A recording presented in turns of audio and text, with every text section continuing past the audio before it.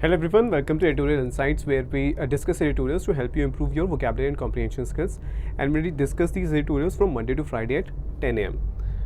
So before proceeding with the editorial, जो banking video courses हैं आप परचेज़ कर सकते हैं प्रैक्टिस मॉक की वेबसाइट पे, जो कि कॉम्प्रिहेंसिव कोर्सेज़ हैं। प्रीलिम्स से मेंस लेवल तक के हर डिफ़िकल्टी लेवल के क्वेश्चंस हमने कवर किए हैं और वाइड रेंज ऑफ क्वेश्चंस हमने कवर किए हैं जो आपके सब बैंकिंग एग्जाम्स में हेल्प करेंगे।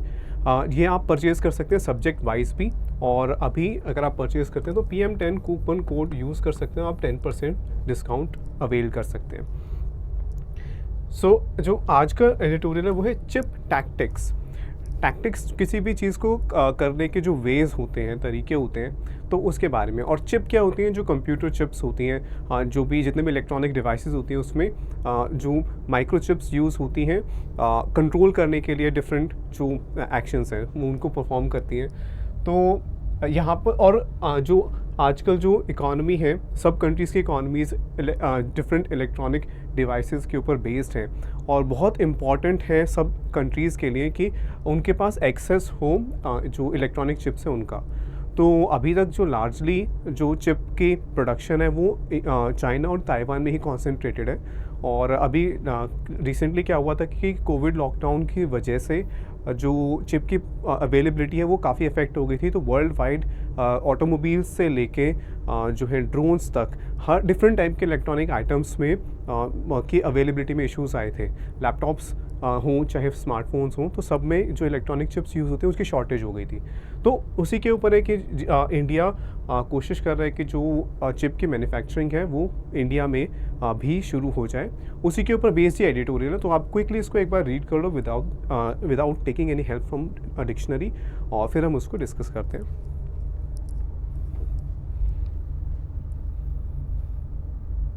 नेक्स्ट,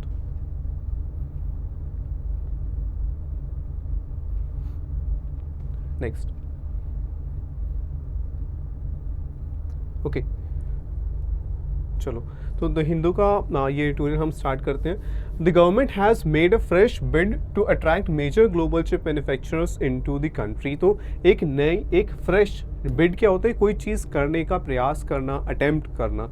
तो एक नई अटेम्प्ट की है, एक दोबारा से कोशिश की है गवर्नमेंट ने कि जो ग्लोबल चिप मैन्युफैक्चरर्स हैं, जो लार्ज मल्टीनेशनल कॉरपोरेशन से जो चिप इलेक्ट्रॉनिक चिप्स बनाते हैं, उन्हें अट्रैक्ट करने की कोशिश की ताकि वो इंडिया में मैन्युफैक्चरिंग स्टार्ट करें इलेक्ट्रॉनिक चिप्स की। At this Semicon India summit last Friday, prime minister Narendra Modi told prospective investors that the government had drawn on their suggestions after the first such conference last year and taken proactive decisions to address areas of concern। तो यहाँ पर जो prime minister ने क्या कहा, जो एक summit हुई थी, समिट जहाँ पर जो लीडर्स होते हैं अलग अलग ऑर्गेनाइजेशंस के या फिर अलग अलग कंट्रीज़ के मिलते हैं, तो समिट, तो कौन सी समिट थी? उसका नाम था सेमिकॉन इंडिया, जहाँ पे प्राइम मिनिस्टर ने क्या कहा? Told prospective investor. प्रोस्पेक्टिव के आगे आप लगा दो प्रोस्पेक्टिव स्टूडेंट, ठीक है, प्रोस्पेक्टिव बायर। तो मतलब कि फ्यूचर में जो, अगर प्रोस्पेक्टिव बायर हम कह रहे हैं तो यानी फ्यूचर में जो बायर बन सकता है। प्रोस्पेक्टिव इन्वेस्टर यानी फ्यूचर में जो इन्वेस्ट कर सकता है मनी। प्रोस्पेक्टिव स्टूडेंट यानी जो फ्यूचर में स्टूडेंट हो सकता है। तो प्रोस्पेक्टिव इन्वेस्टर्स की बात हो रही है, यानी वो लोग जो फ्यूचर में इंडिया में इन्वेस्ट कर सकते हैं सेमीकंडक्टर मैन्युफैक्चरिंग में, जो इलेक्ट्रॉनिक चिप्स हैं उनकी मैन्युफैक्चरिंग में।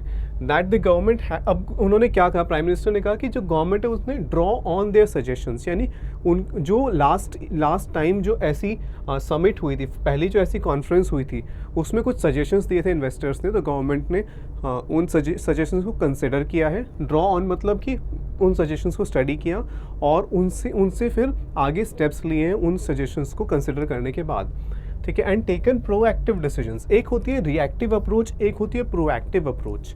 रिएक्टिव यानी आप वेट करते हो कि कुछ होगा और फिर कोई इवेंट होगी और फिर आप कोई एक्शन लोगे। प्रोएक्टिव होता है आप पहले ही डिसाइड करते हो, आप एंटिसिपेट करते हो, यानी कि पहले आप सोचते हो क्या क्या चीज़ें हो सकती हैं, क्या क्या पॉसिबल आउटकम्स हैं, उसके बेसिस पे आप पहले ही एक्शन लेते हो कि ओके अगर ये सिचुएशन आ सकती है फ्यूचर में, तो पहले ही आप डिसीजंस लेते हो उससे डील करने के लिए। रिएक्टिव होता है कि आप पहले डिसीजन नहीं लेते, जब कोई क्राइसिस आ जाता है उसके बाद आप डिसाइड करते हो क्या डिसीजंस लेने चाहिए। तो प्रोएक्टिव एंड रिएक्टिव, ठीक है। तो प्रोएक्टिव डिसीजन लिए, यानी कि कोई प्रॉब्लम या सिचुएशन, कोई डिफ़िकल्टी आने से पहले ही डिसीजंस लिए गए to address areas of concern. Address ये हमने पहले डिस्कस किया था, एड्रेस किसी लोकेशन का एड्रेस नहीं है, यहाँ पर एज अ वर्ब यूज़ हो रहा है टू एड्रेस, यहाँ infinitive, it is an infinitive. और एड्रेस करना यानी कि किसी प्रॉब्लम को डील करना, तो एड्रेस एरियाज ऑफ कंसर्न यानी जो भी उनके कंसर्न्स हैं, जो भी वरीज हैं सेमीकंडक्टर मैन्युफैक्चरर्स की, उनको एड्रेस किया, यानी उनसे डील करने की कोशिश की है गवर्नमेंट ने। Apart from low corporate tax rates and shops for all new manufacturing projects, he said the incentives offered to tech firms to set up production facilities under India's semiconductor program have been scaled up to 50% financial assistance. अब क्या है कि एक तो लो corporate tax है, जैसे आप income tax पे करते हो, उसी तरह कॉर्पोरेट्स जो कंपनीज हैं वो भी कॉर्पोरेट टैक्स पे करती हैं। तो गवर्नमेंट ने कुछ टाइम पहले कॉर्पोरेट टैक्स के रेट्स कम कर दी थी, ताकि जो कंपनीज हैं वो इंडिया में ऑपरेट करें, अपनी मैन्युफैक्चरिंग इंडिया में शिफ्ट करें, और ताकि जो है इंडिया में एम्प्लॉयमेंट इंक्रीज़ हो और मैन्युफैक्चरिंग भी बढ़े। तो लो कॉर्पोरेट टैक्स के अलावा apart from this and shop क्या होते हैं, जो भी आप किसी को कुछ बेनिफिट्स देते हो, कोई बहुत बड़े बेनिफिट्स नहीं, स्मॉल जो बेनिफिट्स दिए जाते हैं किसी काम को करने के लिए। तो कंपनीज़ को एक तो मेजर बेनिफिट है कि कॉर्पोरेट टैक्स रेट कम है, दूसरा उसके अलावा स्मॉल इंसेंटिव्स दिए जाते हैं, तो उनको हम कह सकते हैं shops for all new manufacturing projects. तो जितने भी कंट्री के अंदर नए मैन्युफैक्चरिंग प्रोजेक्ट स्टार्ट हो रहे हैं उनको कुछ बेनिफिट्स दिए जाते हैं, उसके अलावा उनको लो कॉर्पोरेट टैक्स होता है। लेकिन जो चिप मैन्युफैक्चरर्स हैं उनके लिए और क्या है कि जो इंसेंटिव यानी किसी काम को करने के लिए आप कुछ ऐसे कोई बेनिफिट देते हो किसी को, ठीक है। आप चाहते हो कि कोई काम करे, तो आप उसको मोटिवेट करने के लिए कहते हो कि अगर आप ये काम करोगे तो आपको ये बेनिफिट्स मिलेंगे, तो उन्हें कहते हैं इंसेंटिव्स। तो क्या इंसेंटिव गवर्नमेंट ऑफर कर रही है कंपनीज़ को ताकि वो अपनी जो चिप मैन्युफैक्चरिंग फैसिलिटीज़ है इंडिया में इस्टेब्लिश करें, वो है कि 50% फाइनेंशियल असिस्टेंस जो है वो गवर्नमेंट देगी। यानी जो इंडिया का सेमीकंडक्टर प्रोग्राम है उसमें उसको स्केल अप कर दिया गया है, यानी कि पहले गवर्नमेंट जितना भी अमाउंट पे कर रही थी, अब उसको बढ़ाकर कर दिया गया कि जो भी मैन्युफैक्चरिंग फैसिलिटी सेटअप करेगा तो उसमें 50% फाइनेंशियल असिस्टेंस गवर्नमेंट प्रोवाइड करेगी उन कंपनीज़ को, ठीक है। तो ये सब क्यों किया जा रहा है, ताकि वो कंपनीज इंडिया में चिप मैन्युफैक्चरिंग स्टार्ट करें। So essentially the government would bear half of the typically large investment outlay that companies commit to undertake. तो इसका क्या मतलब है कि गवर्नमेंट जो है, द गवर्नमेंट वुड बियर, किसी चीज़ को आप बियर करते हो, आप सहन करते हो, ठीक है, ओके। और BEAR बेयर भी होता है, भालू, ठीक है, that's different. BEAR bear, BER bear is to tolerate something, या फिर एक और मीनिंग होता है जो है किसी चीज़ को सपोर्ट करना। तो यहाँ पर government would bear half of the typically large investment, यानी कि जितना भी इन्वेस्टमेंट होगा सेमीकंडक्टर्स के प्लांट्स एस्टैब्लिश करने में बहुत ज़्यादा इन्वेस्टमेंट चाहिए होती है, तो उसका 50% गवर्नमेंट जो है वो प्रोवाइड करेगी, सपोर्ट करेगी उसकी 50% कॉस्ट को, ठीक है। आउटलेज होते हैं जो भी आप खर्चा करते हो किसी भी प्रोजेक्ट के लिए, किसी पर्टिकुलर पर्पज़ के लिए, तो वो है आउटलेज। तो जो कंपनीज जो खर्च करती हैं उसका 50% गवर्नमेंट पे करेगी। That companies commit to undertake, commit यानी कि वो प्रॉमिस करती हैं, टू अंडरटेक यानी कि किसी चीज़ को करना। तो वो जो अपनी इन्वेस्टमेंट्स का जितने भी वो कहते हैं कि हम इतना मनी हम इन्वेस्ट करेंगे, जितने भी वो प्रोमिस करते हैं, तो उसका 50% गवर्नमेंट पे करेगी। Ahead of mister Modi's US state visit, the decks were cleared for a $2.75 billion assembly. तो क्या हुआ कि डेक्स वर क्लियर्ड, डेक होता है शिप का डेक। तो क्या होता है कि अगर आप डेक क्लियर कर रहे हो, यानी आप एक इम्पॉर्टेंट डिसीजन लेने से पहले आप सारे अनइम्पॉर्टेंट टास्क को ख़त्म कर रहे हो। तो क्या हो रहा था कि जो इम्पॉर्टेंट टास्क थी वो थी प्राइम मिनिस्टर की US स्टेट विजिट, तो उससे पहले जो भी अनइम्पॉर्टेंट जो भी पेंडिंग चीज़ें थी वो ख़त्म कर ली गई। For a $2.75 billion assembly testing marking and packaging facility in Gujarat propose by the US based micron technology. तो तो जब यूएस की स्टेट विजिट की प्राइम मिनिस्टर ने, तो वहाँ पे जो यूएस की एक कंपनी है माइक्रॉन टेक्नोलॉजी, तो तब वो डील साइन की गई, $2.75 बिलियन की डील, जहाँ पे गुजरात में एक assembly, testing, marking and packaging जो यूनिट है, फैसिलिटी है, वो एस्टैब्लिश की जाएगी. The deal, perhaps nudged by the two countries' cooperation pact to build a semiconductor supply chain, has piqued investor interest and spurred Micron's suppliers to explore the option of co-located facilities. इसका क्या meaning है कि शायद जो दोनों countries, perhaps nudged by the two countries cooperation pact, कि दोनों countries ने एक पैक्ट, क्या होता है, एक एग्रीमेंट, ठीक है, तो उन्होंने दोनों कंट्रीज़ ने एक एग्रीमेंट साइन किया था एक दूसरे के साथ कोऑपरेट करने पे, किस फील्ड में, सेमीकंडक्टर्स में. तो उससे शायद नज होके, किसी को आप नज करते हो, आप किसी को पुश करते हो कोई काम करने के लिए, ठीक है, एनकरेज करते हो कोई काम करने के लिए, तो शायद कि जब दोनों कंट्रीज़ ने ये एग्रीमेंट साइन किया, तो उससे इंस्पायर होके, उससे क्या हुआ कि हैज़ पीक्ड इन्वेस्टर इंटरेस्ट. तो इस डील की वजह से जो इन्वेस्टर्स का इंटरेस्ट है वो पीक हो गया. अब PEAK नहीं है, ठीक है, वो है PIQUE. जब किसी, जैसे आप कहते हो कि कोई भी इमोशन है वो पीक हुआ, यानी कि वो बढ़ गया इमोशन, ठीक है, तो पीक्ड इन्वेस्टर इंटरेस्ट, यानी जो इन्वेस्टर्स का इंटरेस्ट है वो काफ़ी बढ़ गया है, ठीक है. अब यहाँ पर हम पीक्ड की जगह हम वर्ड यूज़ कर सकते हैं, किंडल्ड भी यूज़ कर सकते हैं, ठीक है, इट हैज़, हम कह सकते हैं रेज्ड भी कह सकते हैं, ठीक है, बढ़ा दिया है इन्वेस्टर का इंटरेस्ट. ओके, तो हम डिफरेंट वर्ड्स यूज़ कर सकते हैं कि किसी का इंटरेस्ट इंक्रीज शो करने के लिए, ठीक है. And spurred Micron suppliers to explore the option of colocated facilities. तो क्या हुआ कि एक तो इन्वेस्टर्स का इंटरेस्ट बढ़ गया जब इंडिया और यूएस ने डील साइन की, और उसके बाद स्पर करना, यानी किसी को पुश करना, मोटिवेट करना. तो स्पर का मीनिंग भी होता है किसी को ड्राइव करना कुछ करने के लिए.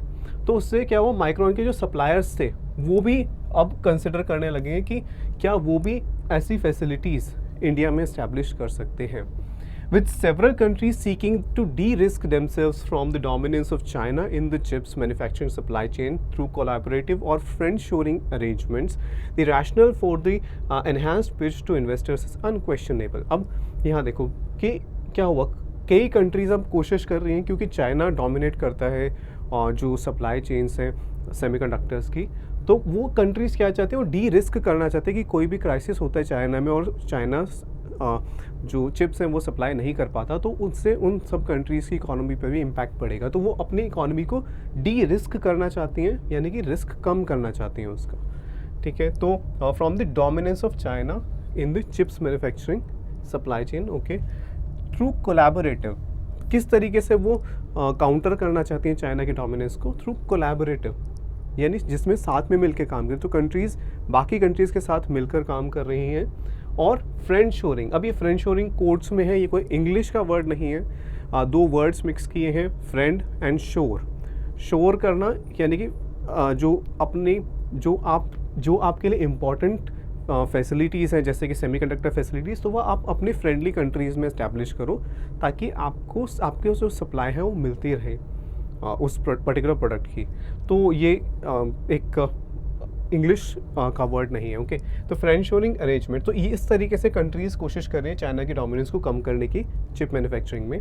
The rationale for the enhanced pitch to investors is unquestionable. अब क्योंकि कंट्रीज़ जो हैं वो शिफ्ट करना चाह रही हैं कि चाइना पे डिपेंडेंस कम हो, तो जो रैशनल है, जो लॉजिक है फॉर द एनहांस्ड पिच करना, जब आप किसी इन्वेस्टर के पास जाते हो, आपके पास एक बिज़नेस आइडिया, आप चाहते हो कि आपके बिज़नेस आइडिया में इन्वेस्ट करें मनी, तो आप उस पर्सन को जाके कन्विंस करने की कोशिश करोगे कि आपका बिज़नेस आइडिया जो है एक सॉलिड फाउंडेशन पे बेस्ड है और वो वर्क करेगा, तो उसको आप कहते हैं पिच. उसके अलावा अगर आप अपना कोई प्रोडक्ट सेल करना चाहते हो, ठीक है, और आप किसी पर्सन को कन्विंस करते हो कि आपका प्रोडक्ट बहुत अच्छा है, तो उसमें भी कहा जाएगा जो आप एक्शन ले रहे हो, जो आप वर्ड्स कह रहे हो, वो कहा जाएगा कि वो वर्ड्स क्या हैं, पिच है. आप अपना प्रोडक्ट पिच कर रहे हो कस्टमर्स को. ओके, तो यहाँ पर पिच करने की बात हो रही है कि यहाँ जैसे गवर्नमेंट है इन्वेस्टर्स को पिच कर रही है कि इंडिया जो है एक बहुत अट्रैक्टिव डेस्टिनेशन हो सकता है चिप मैन्युफैक्चरिंग का। ओके, तो जो उसके पीछे जो लॉजिक है वो अनक्वेश्चनेबल है, क्योंकि डिफरेंट कंट्रीज़ चाइना से डिपेंडेंस कम करना चाहती हैं, तो इस मोमेंट पे उन कंट्रीज़ को अपना जो इंडिया को एज एन ऑल्टरनेटिव पिच करना वो अनक्वेश्चनेबल, यानी इस पर कोई क्वेश्चन नहीं कर सकता। ये जो टाइमिंग है और ये डिसीजन है वो राइट है। But the competition is already fierce, लेकिन जहाँ जो कंट्रीज़ है जो चाहती हैं, बाकी कंट्रीज़ भी तो इन्वेस्टर्स को अट्रैक्ट कर रही हैं, तो इसीलिए कंपटीशन बहुत फियर्स है, यानी बहुत ज़्यादा कंपटीशन है, कट थ्रोट कंपटीशन है। ठीक है, the $52 billion financing support announced by the US for semiconductor makers in 2021 has drawn over $200 billion in commitments। तो क्या हुआ था 2021 में यूएस ने कहा था कि वो फाइनेंस प्रोवाइड करेगा, मनी प्रोवाइड करेगा कंपनीज़ को कि वो जो चिप मैन्युफैक्चरिंग है वो यूएस में ही एस्टैब्लिश करें। तो उससे क्या हुआ कि जो अब 52 बिलियन डॉलर्स तो यूएस गवर्नमेंट ने प्रॉमिस किए थे, लेकिन बाकी फिर इन्वेस्टर्स ने 200 बिलियन डॉलर्स जो है वो कमिट किए हैं कि वो इतने मनी जो है वो स्पेंड करेंगे सेमीकंडक्टर्स या इलेक्ट्रॉनिक चिप्स को यूएस में मैन्युफैक्चर करने में। तो इसीलिए कंपटीशन बहुत फियर्स है कि बाकी जो कंट्रीज़ हैं वो भी चाहते हैं कि चिप मैन्युफैक्चरिंग उन कंट्रीज़ में हो। Wooed by an array of subsidies, Intel alone has committed $80 billion in outlays across the European Union। अच्छा, यूएस के अलावा यूरोपियन यूनियन भी अट्रैक्ट करने की कोशिश कर रहे हैं इन्वेस्टर्स, और वहाँ पर इंटेल ने ही वूड मतलब कि अट्रैक्टेड या फिर wooed by an array of subsidies की वहाँ पर यूरोपियन यूनियन में बहुत सारी सब्सिडीज़ प्रोवाइड कर रही है गवर्नमेंट चिप मैन्युफैक्चरर्स को, तो उससे अट्रैक्ट होके वूड यानी अट्रैक्टेड, तो उससे अट्रैक्ट होके इंटेल ने ही सिर्फ अगर हम एक कंपनी की बात करें तो इंटेल ने $80 बिलियन जो है वो प्रॉमिस किया कि वो इन्वेस्ट करेगा यूरोपियन यूनियन में। ठीक है, आउटलेज जो मनी वो स्पेंड करेगा बिजनेस में। ओके, सो और बाकी ये तो एक कंपनी है, उसके अलावा और भी कंपनीज़ हैं जिन्होंने वहाँ पर इन्वेस्टमेंट करने के लिए जो है अपना कमिटमेंट दिया है। In India a $10 billion production linked incentive scheme was unveiled for chip makers in late 2021। तो इंडिया में जो 2021 में एक प्रोडक्शन लिंक्ड इंसेंटिव स्कीम, एक स्कीम जो है अनाउंस की गई थी, और उसमें $10 बिलियन की वो स्कीम थी कि $10 बिलियन जो है वो प्रोवाइड किए जाएंगे स्कीम के अंडर।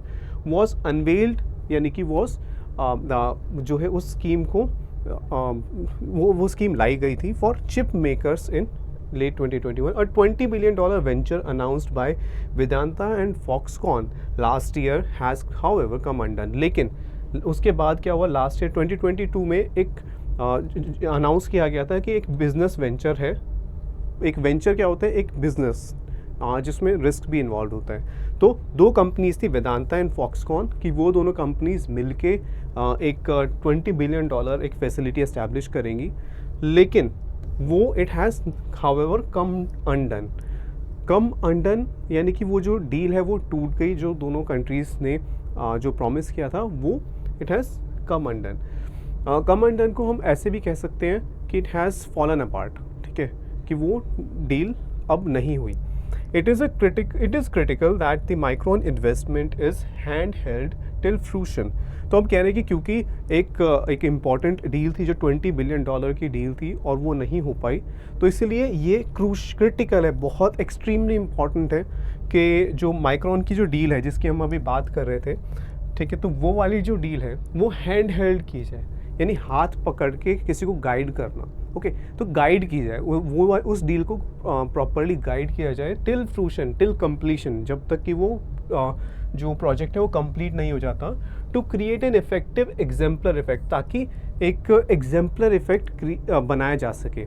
एग्जाम्पलर यानी बाकी और डील्स के लिए एक एग्जाम्पल सेट किया जा सके कि ये एक सक्सेसफुल डील हुई है, ताकि बाकी जो कंपनी से जो इन्वेस्टमेंट करना चाहती हैं उनके लिए भी एक एग्जाम्पल एस्टैब्लिश हो कि ओके इस तरह डील्स जो है वो हो रही हैं। तो यहाँ पर यही कहा जा रहा है कि बहुत इंपॉर्टेंट है कि ये डील कंप्लीट होने तक गाइड किया जाए इस डील को।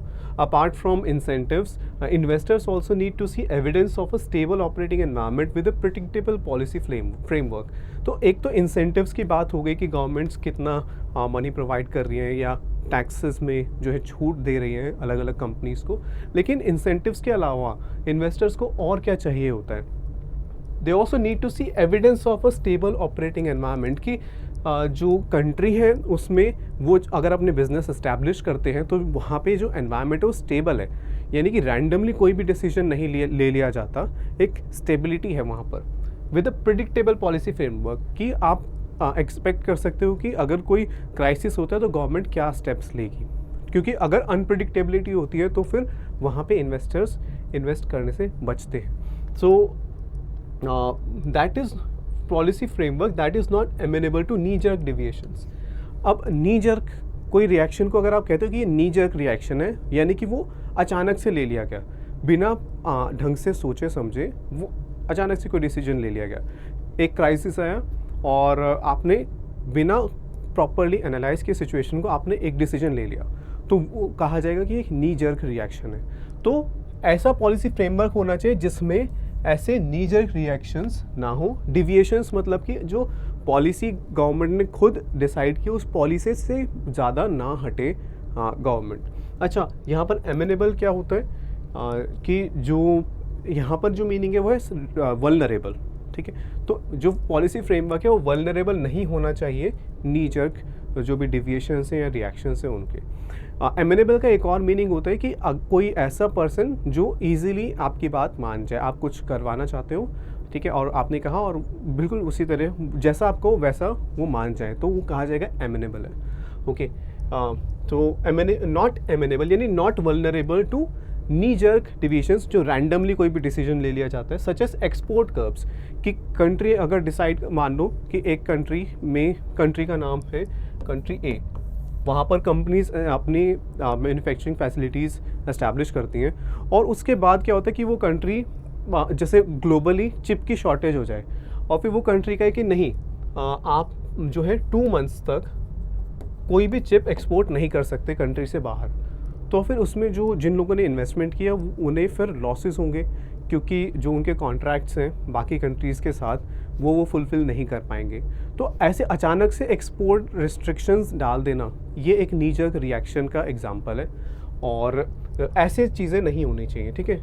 तो सच एज एग्जांपल दिए जैसे कि एक्सपोर्ट कर्ब्स क्या होते हैं, रिस्ट्रिक्शंस, कि एक्सपोर्ट्स पे रिस्ट्रिक्शन लगा दे कंपनी की, to cope with shortages, cope with यानी टू डील विद शॉर्टेजेस, और कोप के साथ हम विद लगाते हैं, ठीक है। कोप अप नहीं यूज़ करते, याद रखना, अप नहीं यूज़ होता to cope up with, no, we use to cope with, that means to deal with something. Okay, तो they would also compare India's trade linkages with world markets through bilateral or multilateral compacts and its approach to tariffs and myriad components that may need to be shipped in। तो उसके अलावा, अब इन चीज़ों के अलावा investors किस चीज़ पे ध्यान देंगे कि इंडिया के कैसे लिंकेजेस हैं, इंडिया बाकी मार्केट से कैसे लिंक्ड है। जैसे कि थ्रू बायलेटरल या मल्टीलेटरल क्या होते हैं कि दो कंट्रीज़ के बीच में बायलेटरल ट्रेड है, दोनों कंट्रीज़ ईजीली ट्रेड कर पाएँ एक दूसरे के साथ। मल्टीलेटरल जहाँ पे बहुत सारी कंट्रीज़ मिलके एक ट्रेड डील साइन करती हैं, ताकि वो सब कंट्रीज़ जो है, जो भी उस डील का पार्ट है, वो एक दूसरे के साथ ईजीली ट्रेड कर पाएँ। तो इंडिया के जो ट्रेड लिंकेजेस है बाकी कंट्रीज़ के साथ वो कैसे हैं। कॉम्पैक्ट्स का यहाँ पर मीनिंग क्या है, ये एक नाउन है यहाँ पे। कॉम्पैक्ट तो एक एडजेक्टिव होता है, यानी कि जो बहुत स्मॉल इन साइज़ होगा, लेकिन कॉम्पैक्ट्स यहाँ पर मीनिंग है एग्रीमेंट्स, ठीक है, agreements. And its approach to tariff, tariff होता है जब कोई सामान हम इंपोर्ट करते हैं तो गवर्नमेंट उसके ऊपर कुछ टैक्सेस या जो है वो अप्लाई करती है, यानी कि कुछ पे करना पड़ता है इंपोर्टर को, ताकि गवर्नमेंट टैरिफ्स के थ्रू कंट्रोल करती है कितना, कौन से प्रोडक्ट्स इंपोर्ट होंगे, कौन से नहीं होंगे।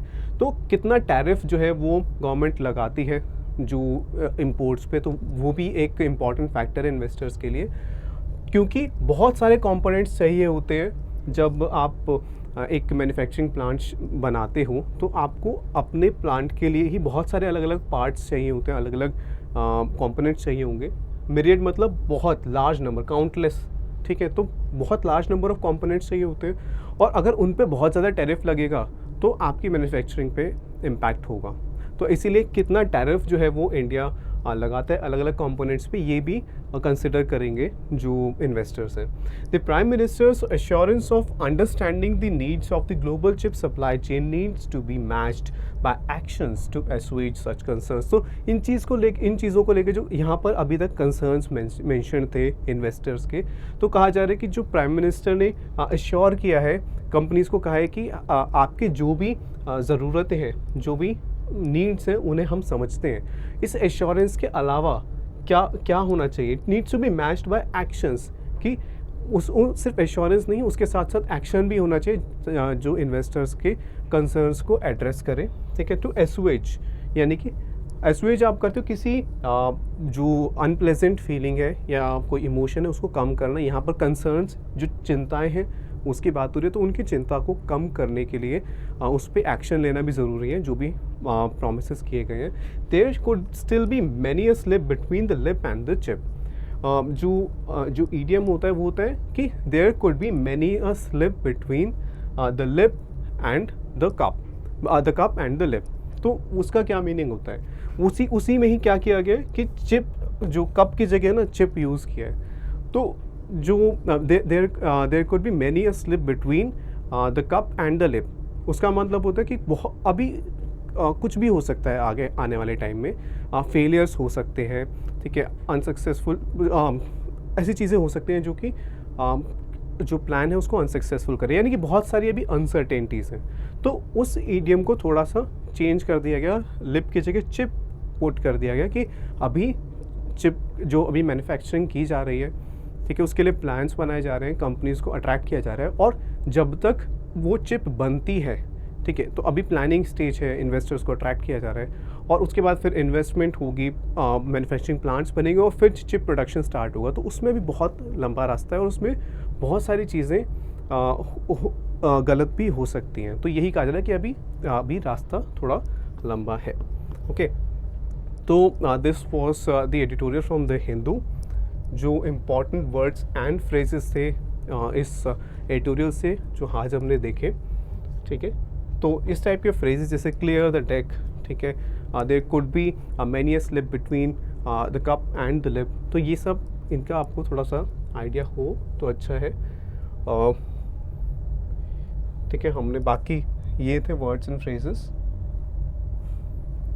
So I hope you liked the video, and please let us know in the comment section. Thank you.